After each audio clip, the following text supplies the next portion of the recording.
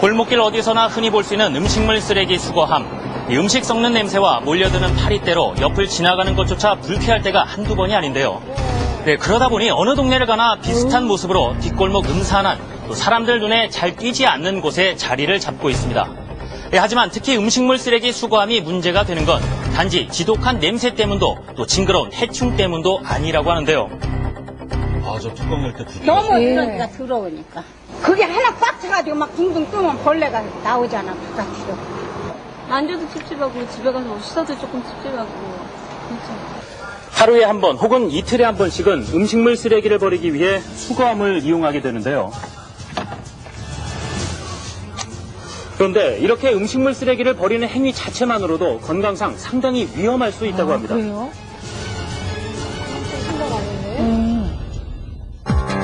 네, 매일 음식물 쓰레기를 버리러 가면서 만지게 되고 또 하루에 몇 번씩도 옆을 지나가게 되는 음식물 쓰레기 수거함. 얼마나 지저분할지 짐작해 보신 적 있습니까? 제작진이 세균 배양 실험 기구로 음식물 쓰레기 수거함을 무작위로 검사해 봤는데요.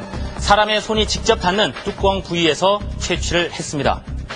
겉보기에는 위생 상태가 양호한 수거함도 몇 개 눈에 띄었었는데요. 과연 어떤 결과가 나왔을까요? 네, 음식물 쓰레기를 버리다 보면 반드시 닿아야만 하는 수거함 손잡이와 뚜껑에서 나온 세균들입니다. 식중독의 원인이 될 수 있는 황색 포도상 구균과 대장균이 다량 검출이 됐는데요.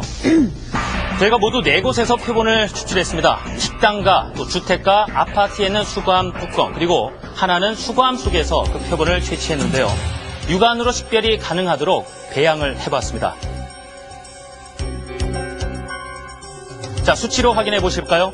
많은 사람들의 손을 타는 지하철 손잡이에 770배, 또 화장실 손잡이에 270배의 세균이 수거함 손잡이에서 검출됐는데요. 네, 지금 보시는 그래프는 대장균 수에 관한 결과입니다.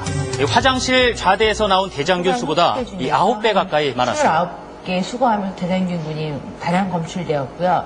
특히 식중독을 유발시킬 수 있는 황색포도상균이 9개 수거하면서 왼손으로 잡으면 안 되겠군요. 네, 그렇습니다. 덮개를 여는 순간 그런 손에 균이 옮겨지고 또 신발에 그런 것이 균이 옮겨지게 되면 다음에 이제 집으로 간다든가 엘리베이터 버튼을 누른다든가 강제복 입고 가야 돼요. 외국으로 간다든가 이런 과정 중에서 교차염이 일어날 수 있고요. 그렇다면 살짝 손끝으로 수거함 뚜껑을 열면 괜찮지 않을까요? 네, 그래서 실험해봤습니다. 좀 더 정확한 실험을 위해 실험 전 미리 알코올로 손을 깨끗이 씻은 주부. 평소처럼 음식물 쓰레기를 분리수거용 봉투에 넣고 수거함에 버렸습니다. 굉장히 깨끗한 데인데요? 네, 이 수거함에 있던 세균이 얼마나 많이 손으로 옮겨왔는지 세균 배양 실험 기구로 측정해보기 위해 채취를 했는데요. 그 결과는 잠시 후에 공개하겠습니다. 자, 우리 아이들 또 수거함 주변에 가기만 해도 세균에 쉽게 노출된다고 하는데요. 이 뒷골목에서 공놀이 많이 하지 않습니까? 이 수거함 주변에서 공놀이 잠깐 한 아이, 과연 얼마나 많은 세균이 아이의 손으로 옮겨왔을까요? 이 두 가지 결과를 공개하겠습니다. 직접 만지지 않고 근처에만 있었던 그렇습니다. 공이 또 왔다 갔다 하니까. 자, 놀라지 마십시오. 수거함 덮개를 살짝 만졌을 뿐인데 대장균은 적게는 450에서 2,900의 수치가 나왔고요. 일반 세균은 최고 9만 1,000 단위의 균이 옮아온 것으로 나타났습니다. 게다가 문제는 이런 손으로 집으로 들어갈 때까지 문고리며 여러 가지 물건들을 만지게 되기 때문에 수거함에 음식물 쓰레기 잘못 버렸다가는 내 손으로 집안에 유해 세균을 잔뜩 불러들이는 상황이 된다는 겁니다.